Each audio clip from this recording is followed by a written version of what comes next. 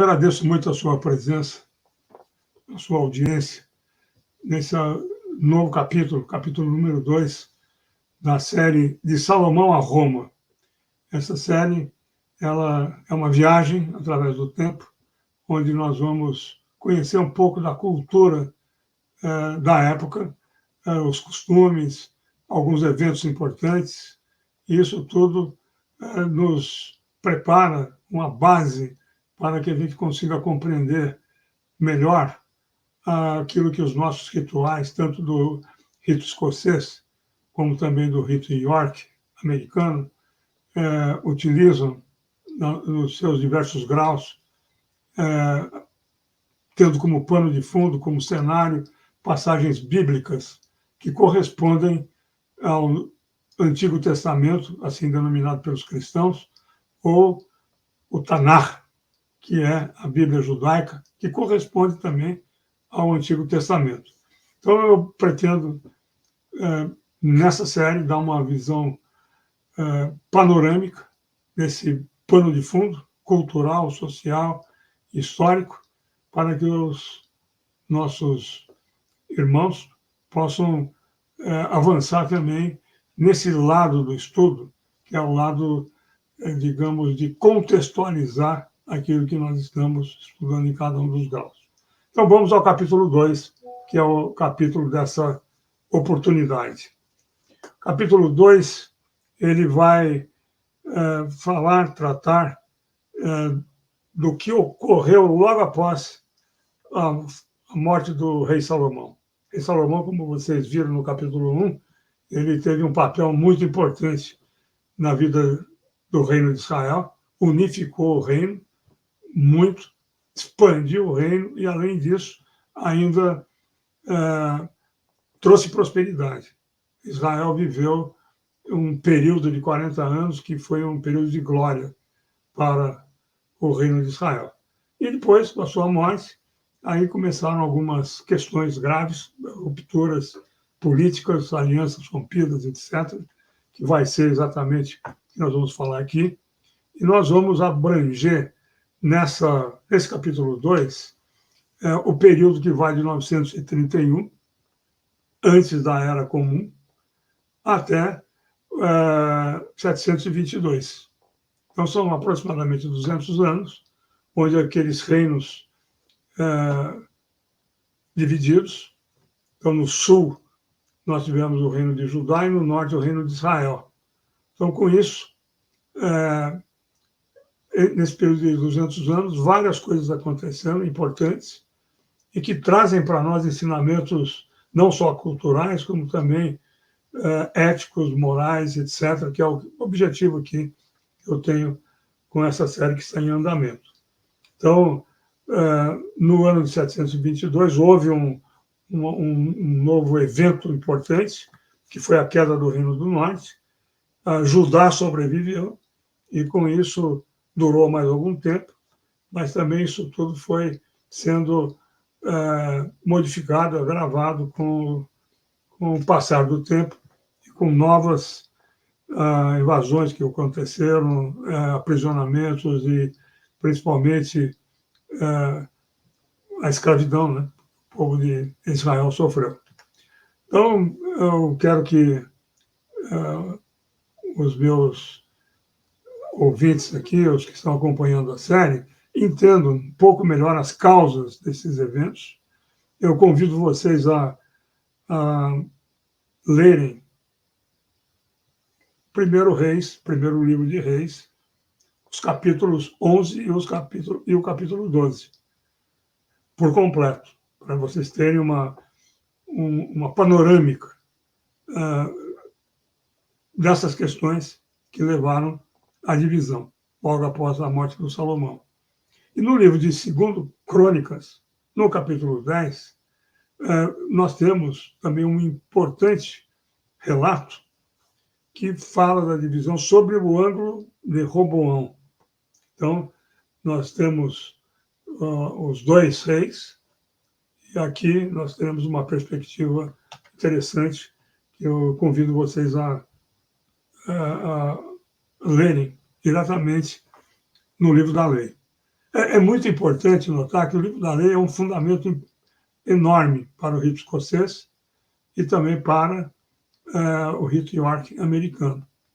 Isso, eu não vou comentar outros ritos, porque eu não tenho a devida familiaridade, né? Mas eles estão exibidos na loja, via de regra, fazem parte do mobiliário da loja, e isso nos convida a criar uma maior intimidade com o seu conteúdo.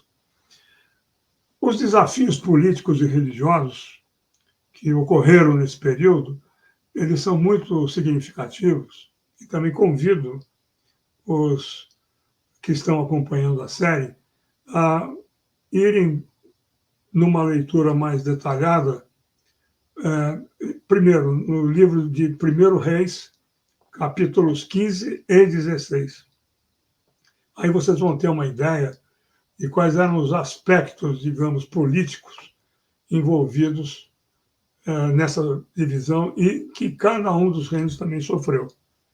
No segundo livro de Crônicas, capítulos 11 até o 16, é uma leitura mais longa, ele vai te fornecer detalhes muito importantes, significativos, que vão ampliar a sua visão a respeito desses aspectos. E também você vai ter uma ideia dos outros governantes que sucederam àqueles reis que iniciaram esse processo da divisão, Roboão e Jeroboão. No livro de Reis, capítulos 15 e 16, como foi mencionado, nós vamos continuar aprendendo sobre isso, né? E nesse 11 e 16, nós temos, então, esse complemento, essa ampliação. Com relação aos profetas, os profetas e as mensagens que os profetas apresentavam aos reis e ao povo, isso também é muito importante, porque essas mensagens, elas abordavam de uma maneira muito incisiva aspectos que falavam de corrupção política, falavam de apostasia religiosa e falavam de justiça social. E são temas que afloram nessas mensagens vindas por parte dos profetas.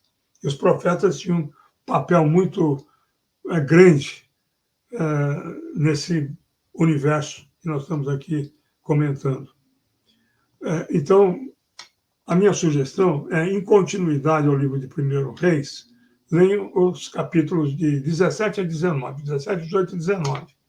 Aí vocês vão compreender um pouco melhor o confronto com o profeta Elias e o Elias com o rei Acabe, e os detalhes estão expressos nessa porção aí do Antigo Testamento.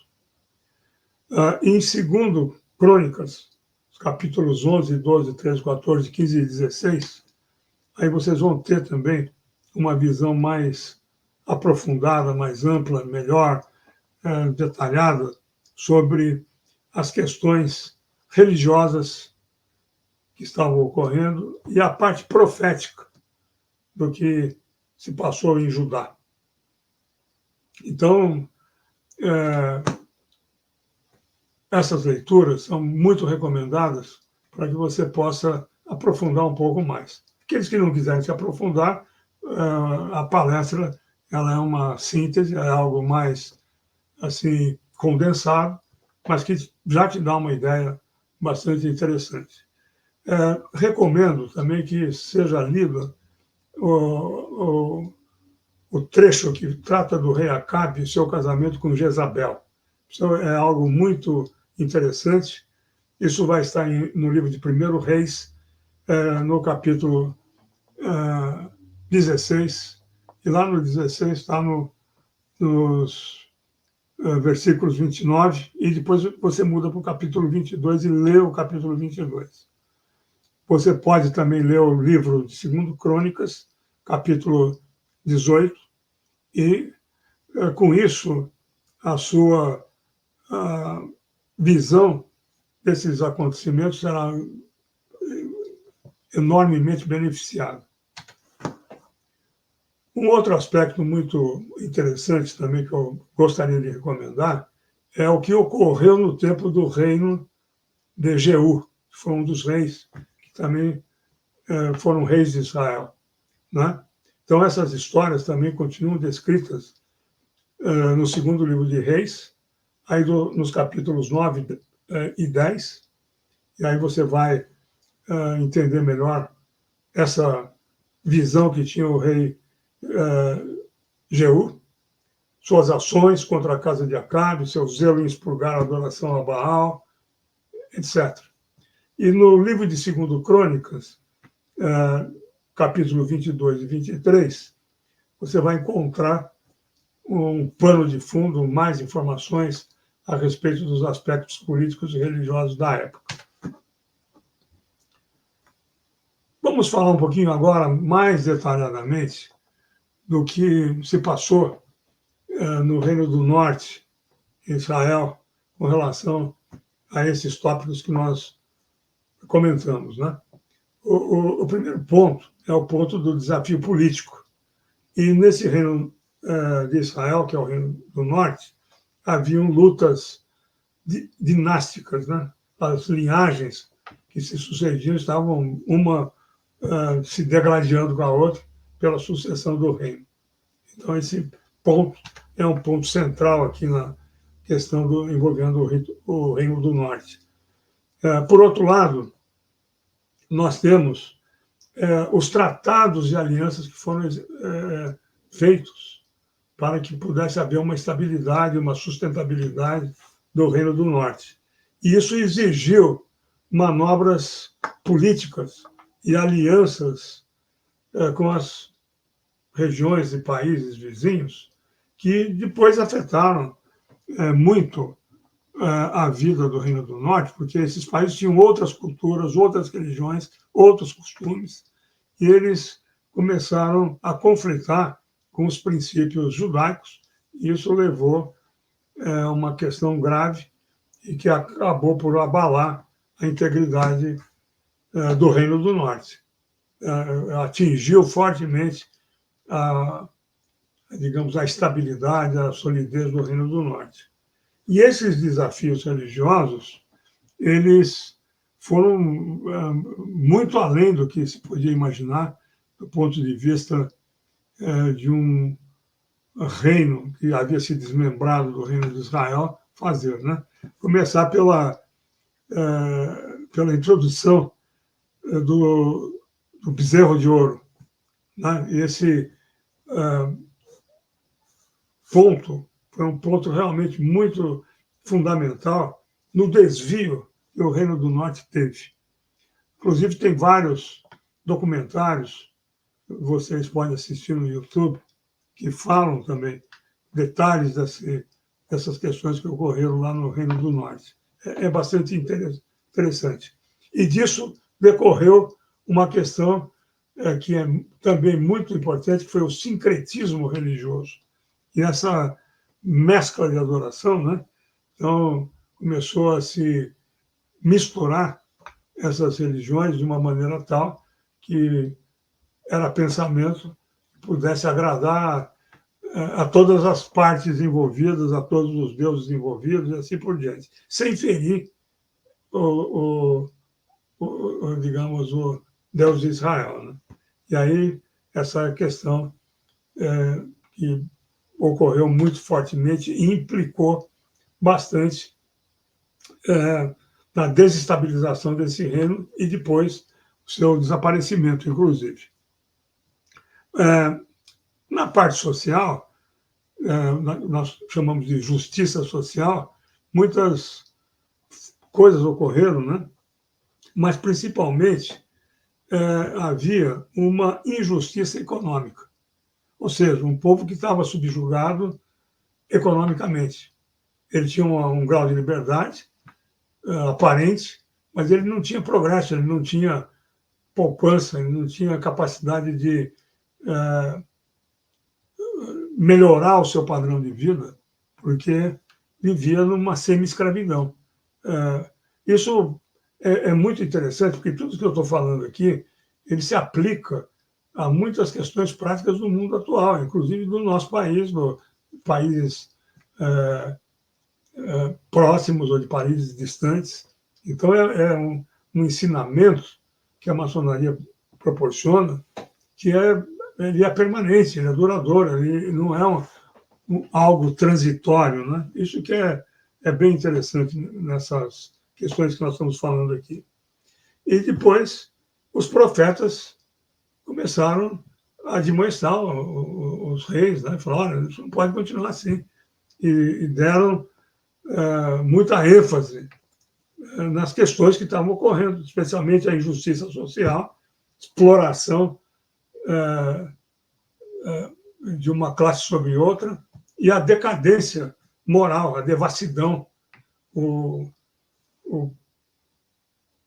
fugiram totalmente aos conceitos morais que havia na cultura judaica, né? Então, era um puro paganismo. Isso foi também algo muito desafiador. No Reino Sul, Judá, também houveram, similarmente, disputas pelo poder, linhagens, etc.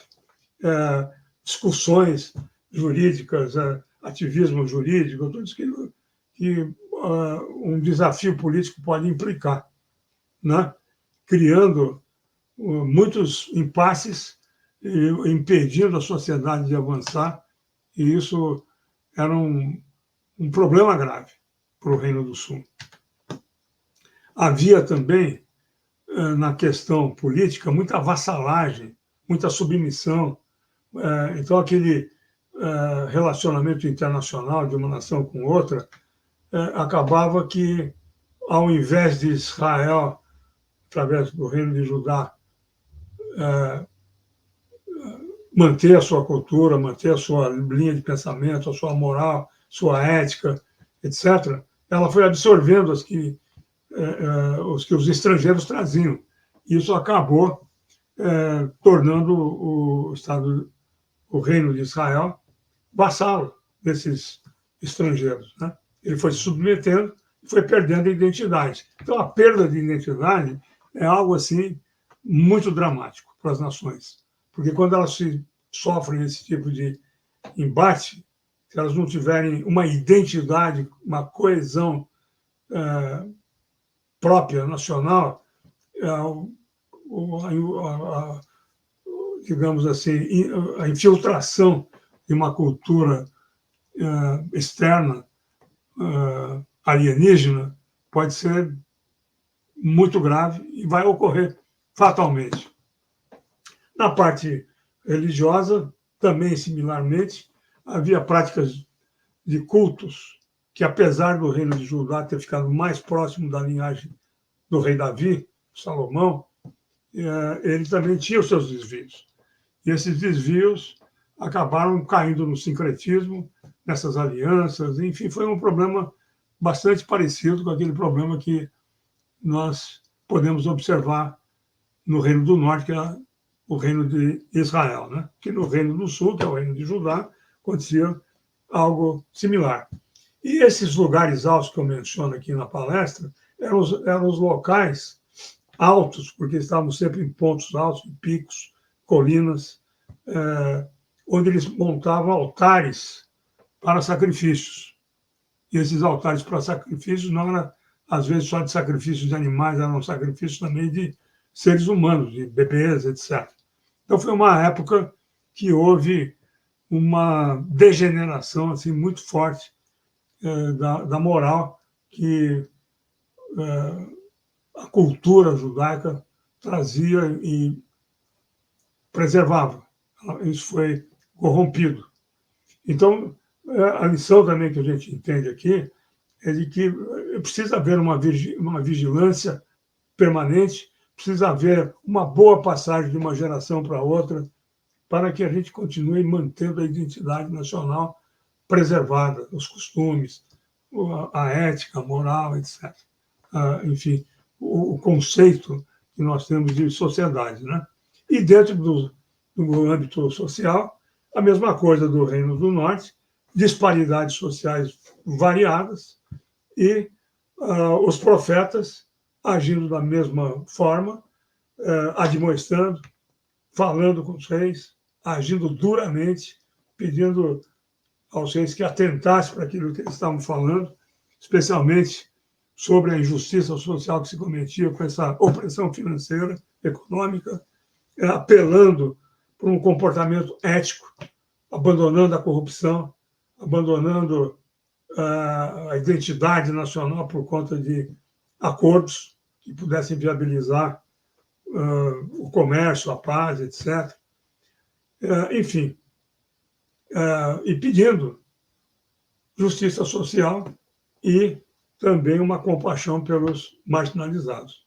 Então, eu quero dizer aqui também que o povo, naquela cultura, eles tinham muito respeito cultural e religioso para com o próximo.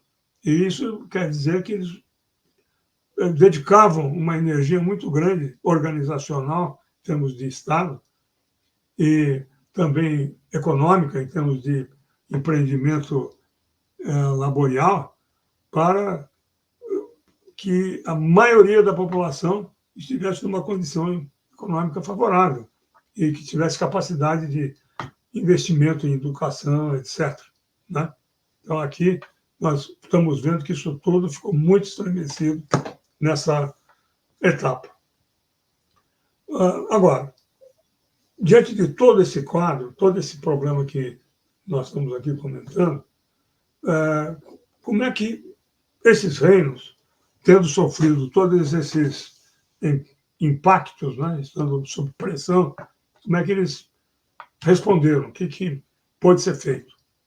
Então, no caso do Reino do Norte, que é o Reino de Israel, com relação à questão da fidelidade a Yahvé, apesar da instabilidade política, dos desvios religiosos, enfim, o ensinamento moral enfatiza a fidelidade inabalável à aliança com Yahvé. Isso está bem expresso aqui no livro de Oséias, que é um dos profetas, no capítulo 6, no versículo 6. Então, peço que os irmãos olhem lá esse versículo, aproveite para olhar um pouco acima e um pouco abaixo, no mesmo capítulo, para ampliar um pouquinho a visão daquilo que nós estamos falando aqui. Na questão da justiça e compaixão, profetas como Amós e Oséias, né, que foi mencionado acima, eles destacaram o tempo todo que era necessário se retornar a uma retidão da justiça e também da prática da compaixão, condenando, portanto, as injustiças sociais e a exploração terrível que ocorria dos pobres e vulneráveis. Olha que coisa interessante.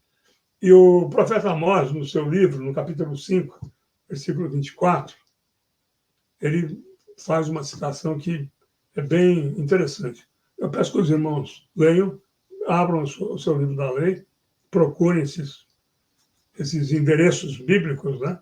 Façam uma leitura e não se limitem só, por exemplo, no capítulo 5, 24. Leiam um pouco antes, capítulo 5, se possível inteiro. Se não for possível inteiro, leia do versículo 20, vá até o 30, para ter uma ideia mais ampla do que estava se passando naquele momento. Um outro aspecto, arrependimento e vida justa. Então, esses profetas, eles apelam ao arrependimento, para que os governantes, a cidadania como um todo, saia daquela vida desregrada e passe para uma vida justa. E isso se dá através do arrependimento. Se não houver arrependimento, não adianta, não vai sair de um ponto e chegar no outro. Então, os profetas, como Elias e outros, eles enfatizam essa necessidade moral de um povo, qualquer povo, se afastar da idolatria, paganismo e da injustiça, Qual a injustiça? A injustiça como um todo. Porque quando você está falando da palavra injustiça sem adjetivar, é injustiça que pode atingir uma sociedade de diversas maneiras. No capítulo 14, versículo 1 de Oséias, no livro de Oséias, aí está um chamamento importante, que os irmãos estão lendo aqui na tela. E, além disso, esses profetas, eles responsabilizaram os líderes pelas suas ações, tanto política como moralmente. Então, eles tinham a capacidade, a coragem de confrontar os reis e dizer para os reis as consequências que decorreriam das ações que eles estavam cometendo. Né? Então, se você ler o livro de Amós, no capítulo 7, versículo 16, você vai poder compreender um pouco mais. Se você ler o livro de Amós, capítulo 7 inteiro, melhor ainda, porque você vai ter uma visão muito boa. E nesse capítulo 7, ele fala da visão da locusta. E isso é uma coisa muito interessante. No reino de Judá, que é o reino que estava ao sul, né, fidelidade e aliança. Então, o ensinamento moral, igualmente ao que se preconizou e preconizava para o Reino do Norte, é de permanecer fiel à aliança com Yahvé, mesmo diante das diversas pressões políticas e pressões, digamos, internacionais, globalizadas para a época, né? Os países circunvizinhos que estavam ali naquela região, que são países que os irmãos conhecem, né? E, aliás, estão hoje sendo muito mencionados na mídia, porque nós temos um conflito em andamento lá na região de Israel, né? E, então é algo que está dentro de um contexto também atual, né? Então leiam Jeremias também, capítulo 7, versículo 23, ou os versículos anteriores e posteriores. Um outro ponto que os profetas bateram na tecla muito fortemente é a eliminação da idolatria. Então, tanto Isaías como Miqueias, eles estavam o tempo todo falando disso. E pedindo para o povo de Israel voltar a Yahvé. Existe uma, vamos dizer assim, uma oração, né, muito importante, que é o Shema. Então, o Shema, ele é fundamental dentro desse contexto que nós estamos falando aqui. E é uma oração que pede para que o povo de Israel, o povo judeu, retorne a Yahvé, não se afaste de Yahvé. No livro de Miqueias, capítulo 5, versículo 13, fala bastante radicalmente com relação a isso. Peço que leiam também e aproveitem e leiam um pouquinho mais esse mesmo capítulo 5, caso tenham interesse. Na questão de conduta ética e justiça social, nós temos aqui um ponto fundamental, que também foi muito enfatizado por Miqueias, que é o combate à corrupção e à exploração econômica dos irmãos. Né? Porque isso é uma exploração de irmão sobre irmão. É assim, uma coisa impensável. Então, peço também que os que estão assistindo aqui, que quiserem aprofundar, leiam o livro de Miqueias, capítulo 6, se possível inteiro. Quanto à integridade da liderança são os reis, os juízes, os ministros, enfim, todos aqueles que atuam na governança do país para ter integridade plena. E os profetas criticavam o oposto que eles tinham, né, que era falha moral, uma atrás da outra, e eles combatiam isso e queriam uma governança ética. Então, em Jeremias 22, os irmãos poderão verificar um pouco mais a respeito disso que eu estou comentando. Então, os ensinamentos comuns para ambos os reinos e para todos nós aqui também, é isso, que nós vamos, na sequência aqui, ver, finalizando, arrependimento e restauração. Então, sem que haja uma mudança de comportamento, não é possível você fazer uma restauração desses elementos que estavam sendo degenerados. E é isso que o profeta Joel enfatiza. E peço que os irmãos também sigam nessa leitura. Uma outra é um pacto de responsabilidade. Então, esses pacto foi um pacto que foi tratado originalmente com Deus. E aquele pacto visava garantir realmente a justiça e a harmonia social do povo de Israel. Então, Isaías 1, 19, tem essa passagem que está mencionando aí, que é muito importante. O terceiro ponto é uma preocupação verdadeira, genuína, profunda, com os vulneráveis. E não é que o Estado ele deva ser um asilo. O Estado deve ter uma preocupação com os vulneráveis, mas essa preocupação é retirar esses vulneráveis do estado de vulnerabilidade. E aqueles que não conseguirem sair do estado de vulnerabilidade por alguma outra questão, que não seja o esforço coletivo de prover condições de justiça, condições econômicas, etc., então esse é o Estado,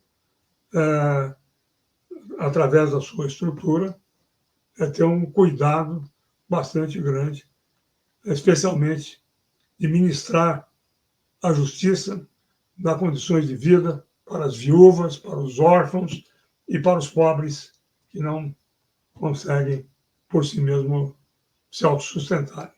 Leiam Zacarias, profeta Zacarias, capítulo 7. Muito interessante. E o 9 a 10, versículos de 9 a 10 são fundamentais. E um outro aspecto fundamental também é a humildade e obediência humilde. São duas coisas distintas. Ensinamentos morais sublinham essa importância da humildade diante de Deus, reconhecer a divindade, e a humilde obediência aos mandamentos, que vem como regra de vida, regra de convivência social, etc. Contrastando, evitando, reduzindo, eliminando a arrogância e o orgulho. Se não houver essa questão da humildade, nós estaremos sempre, o tempo todo, sofrendo por conta de membros da sociedade que são arrogantes, que são orgulhosos, que se sentem acima dos seus irmãos e, por isso, não conseguem promover, pacificar, organizar, levar para o futuro uma sociedade. Leiam Miqueias, profeta Miqueias, capítulo 6. E aqui nós terminamos esse capítulo. Peço que vocês, então, se dediquem a olhar esse link que nós estamos indicando aqui nessa tela. Esses links são especialmente elaborados para que você pode falar conosco, qualquer mensagem que seja. Entre lá nessa página do salmo133.org, mande a sua mensagem, lá tem um espaço para você escrever e vai chegar um e-mail para nós e nós vamos responder. Qualquer que seja a sua pergunta, seu questionamento, enfim, o seu apoio, o seu incentivo, use o Fale Conosco. E também eu incentivo muito vocês a usarem o nosso fórum. Nosso fórum é uma ferramenta importante, muito boa, para que esses debates eles possam ter um local onde nós vamos armazenar as informações, poder voltar naquela informação facilmente, colocar um vídeo, colocar um filme, colocar um PowerPoint, colocar um PDF, etc. Então, saindo dessas limitações que ferramentas como o WhatsApp, por exemplo, tem, que no fim você acaba perdendo o fio da meada numa sequência de pensamentos, porque nem sempre uma conversa começa e termina rapidamente. Eu posso ter uma questão que eu vou pesquisar, etc. Daqui uma semana eu volto e dou uma continuidade. Para isso que nós temos o fórum, que lá essa continuidade não será perdida. Então, assim sendo, eu agradeço. Nós vamos convidar os que não assistiram o capítulo 1 que o façam, e aqueles que estão conosco aqui no capítulo 2, aguardem, porque muito em breve estaremos com o capítulo 3 também no ar. Muito obrigado pela sua audiência e até o próximo capítulo.